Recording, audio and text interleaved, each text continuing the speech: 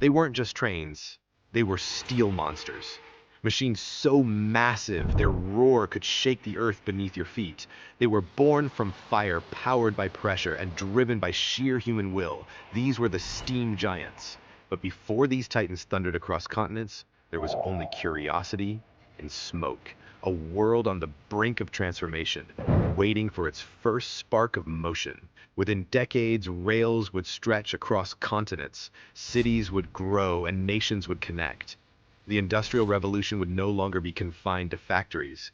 Instead, it would move. They were more than machines. They were living, breathing symbols of ambition. Proof that when humans dream in steel and fire, the world itself learns to move. This is the story of the steam giants, the largest locomotives ever made. But what even is it about trains that captures us so deeply? Even today, we stop and watch as they roll by, those long windings of iron and steel. They're everywhere, in every country, in every landscape, and yet they demand our attention. In an age of planes and rockets, trains should feel ordinary, and yet they somehow don't. Perhaps it's because once upon a time they were extraordinary, and right now, it's hard for us now to imagine what it felt like when the first steam locomotive appeared in England. But before that moment came centuries of innovation, trial, and brilliance. In 1712, a man named Thomas Newcomen built something that would quietly change the world, the first commercially successful engine capable of transmitting continuous power to a machine. It wasn't a locomotive and it was used to pump water out of coal mines, but it proved one revolutionary idea that steam could do work. Then in 1764, James Watt stepped in and took the idea further. He realized that much of the engine's energy was wasted by cooling and reheating the same cylinder. So he created a separate condenser, a simple, elegant idea that transformed everything. Watt's improvement meant engines could use less fuel while producing more power. With that single stroke of genius, steam ceased to be a novelty and became an empire. And from that foundation came a man with vision and courage enough to push it to its limits. Richard Trevithick, born in Cornwall in 1771, was a British engineer unlike any other. Where Watt had refined steam, Trevithick dared to unleash it. He harnessed high-pressure steam, something engineers of his day feared was too dangerous, and built a compact, powerful engine capable of moving itself. In 1803, he did what no one had ever done before. He constructed the world's first steam railway locomotive. His invention was loud, heavy, and unpredictable, but it moved. It turned heat and water into motion. And that motion would soon turn the world upside down. Before steam, travel was slow, isolated, and uncertain. Villages were cut off, cities disconnected, and the world felt vast and untouchable. But when Trevithick's locomotive puffed to life, it carried more than just passengers or coal because it carried possibility. If the question is, what's the largest steam locomotive ever built? Most people will say the Union Pacific Big Boy. And they'd be right mostly. The Big Boy is often crowned the king of all steam locomotives, and for good reason. But in the world of steam, largest is a tricky word. A few experimental prototypes once dared to go even bigger, but most of them were short-lived, too complex, too heavy, too ambitious for their own good. And still, one name rises above the rest, the Big Boy. Built in the 1940s by the American Locomotive Company for the Union Pacific Railroad, the Big Boy wasn't just large, it was colossal. Over 132 feet long, weighing more than 1.2 million pounds and packing a staggering 6,290 horsepower, this machine could pull trains more than a mile long over the rugged Rocky Mountains and do it alone.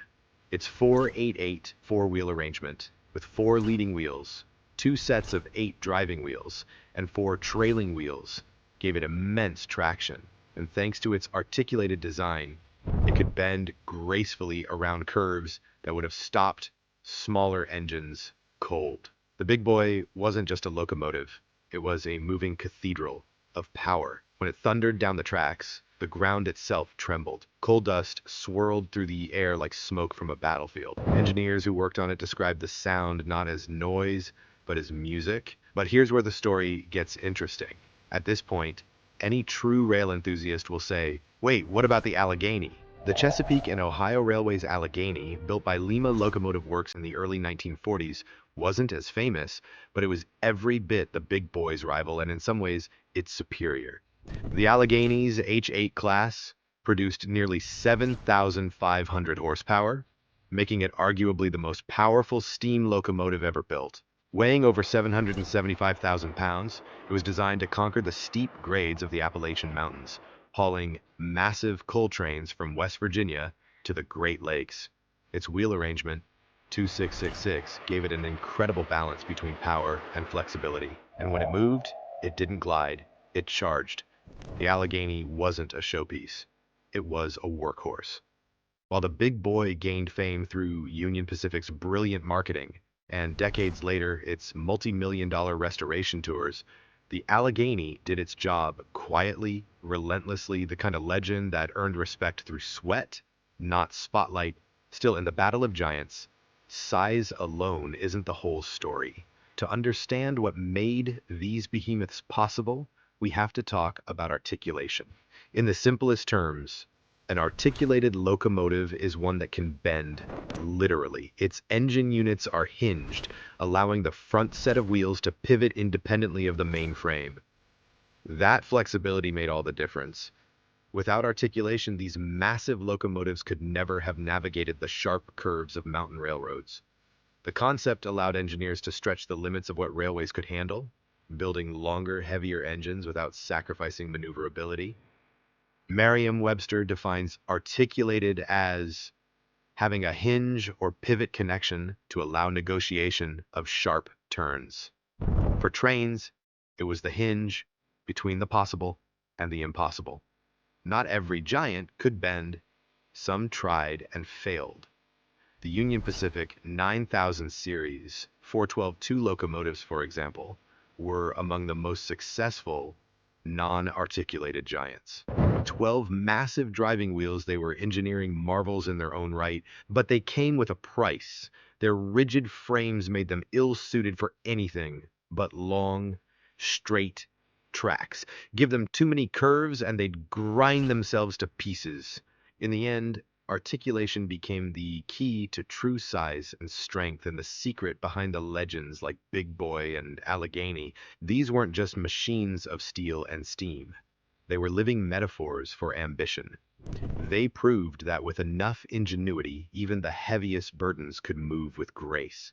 And as the 20th century rolled on, these giants defined an era when railroads were the arteries of nations, and power itself ran on steam.